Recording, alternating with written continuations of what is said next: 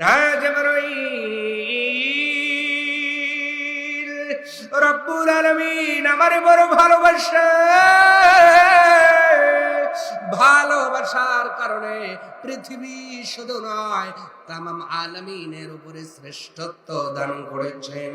কিন্তু আমি নবী কান্দি, আমার আল্লাহ আমার উম্মতকে কেমন ভালোবাসেন এই কথাটা তো আমার আল্লাহ বলেন নাই। এই জন্য আমি নবী বড় কান্না করি। জিবরাইল আমিন বলে, আল্লাহ তোমার নবী উম্মতের কেমন ভালোবাসেন এটা জানার জন্য কান্দেন। রব্বুল আলামিন এবার বলে দিলেন, ও জিবরাইল যাও,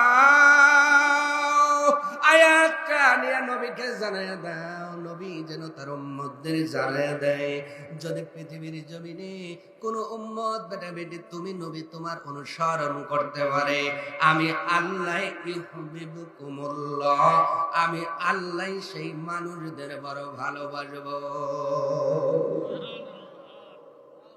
যারা আসতে বলেছেন মেহেরবানি করে জোরে বলুন আল্লাহু আকবার।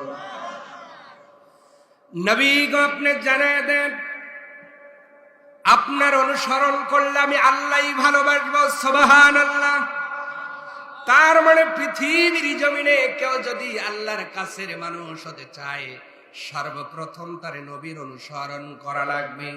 এবার নবীর অনুসরণ শুধু করি, মিষ্টি খাওয়া সুন্নত, কথা কয় না, এই জন্য বসাইতেছি হুজুরের সুন্নত তো, কিন্তু বিয়ে দেওয়ার সময় যে ছেলে পক্ষ পণ দিয়ে বিয়ে করার লাগবে এটা নবীর সুন্নত, তখন আর মানি না, তখন পণ নিয়ে বিয়ে করাই। কথা কয় না, আরো জোরে। এমন লোক আপনাদের খাদুলিতে নাই, আছে না নাই? তার মানে আমরা এখন সুবিধাবাদী মুসলমান হয়ে গেছি। কোরআনের যে আয়াতগুলো আমাদের পক্ষে যায় সুবহানাল্লাহ বলে গ্রহণ করে, আর যেইটাই বিপক্ষে যায় গ্রহণ করতে কষ্ট হয়। আমরা মনে মনে ভাবি আয়াতগুলো আল্লাহ নাজিল না করলেই ভালো হইতো। ঠিক কিনা বলে? আসতে বলে, আসতে বললে বুঝবো ভেজালটা বেশি আছে। আমার ভাইয়েরা, সুন্নত শুধু মিষ্টির মধ্যে নাই, দাড়ির মধ্যে সুন্নত আছে না নাই? অথচ সেলুনের মধ্যে ফর্ম শেভ করার মুসলমানও আছে না নাই? পরিবারের মধ্যে স্ত্রীর সাথে কি ব্যবহার করা লাগবে এর মধ্যে সুন্নত আছে না নাই? ওই জায়গায় তুমি সুন্নত মানো না। জমির আইলিতে কেমন করে ছাটা লাগবে, ব্যবসা কেমন করে করা লাগবে নবী শিক্ষা দিয়ে গেছেন। ব্যবসার মধ্যে নবীর সুন্নত আছে না নাই? আসতে বলে, নামাজের মধ্যে আছে না নাই? দানের মধ্যে আছে না নাই? তার মানে প্রত্যেকটা কাজের মধ্যে নবীর সুন্নত আছে। আমরা আজকে সুন্নত শুধু খুদি মিষ্টি খাওয়ার মধ্যে, অন্য সুন্নত আমরা খুঁজতে পারো না।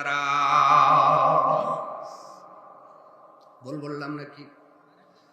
আমার ভাইয়েরা লক্ষ্য করেন, নবীজিকে আল্লাহ জানাচ্ছেন, নবী আপনি জানায় দেন, আপনি যেহেতু চান আপনার উম্মতকে আমি আল্লাহ ভালোবাসি, ওগো নবীজি আপনি জানায় দেন গো নবী, দুনিয়ার জমিনে ওই উম্মতদের ভালোবাসবো যেই উম্মত আপনি নবী আপনার অনুসরণ করবে। এইবার বলেন তো, শারীরিক জীবন থেকে শুরু করে পারিবারিক, সামাজিক, রাষ্ট্র পর্যন্ত নবীর অনুসরণ করে কবরে যাওয়ার দরকার আছে না নাই? আসতে বলেন কেন? কারণ কবরে রাখার পরে একটি দোয়া পড়া হবে, ও আলা মিল্লাতে রাসূলুল্লাহ। মিল্লাত মানে দল, রসুলের দলে রেখে যাওয়া গেলাম, কিন্তু লোকটার মুখে দাড়ি নাই। কি নাই? কথা কয় না।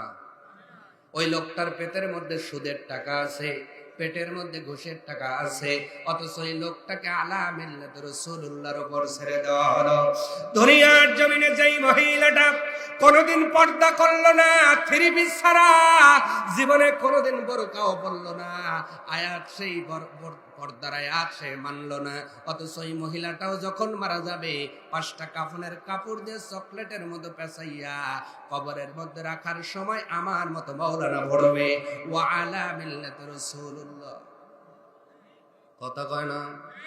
তার মানে আপনাকে যেই দিন আপনার ছেলে গোছে নেয় না, মেয়ে গোছে নেয় না, সন্তান গোছে নেয় না, সমাজ আর কাছে রাখে না, ওই দিন আপনার মরা লাশ কিছু সময় পরে ফেটে যাবে।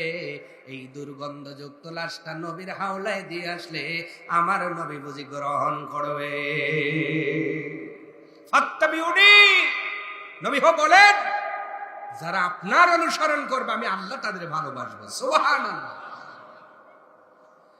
এইটা বাইসা বাইসা না, আর আল্লাহ কোরআনে জানাচ্ছেন উদখুলু ফিস সিলমি কাফা। যদি নবীর অনুসরণ করতে চাও ইসলামের মধ্যে পুরোপুরি প্রবেশ করো, পুঁটি মাছের মতো প্রবেশ কইরো না।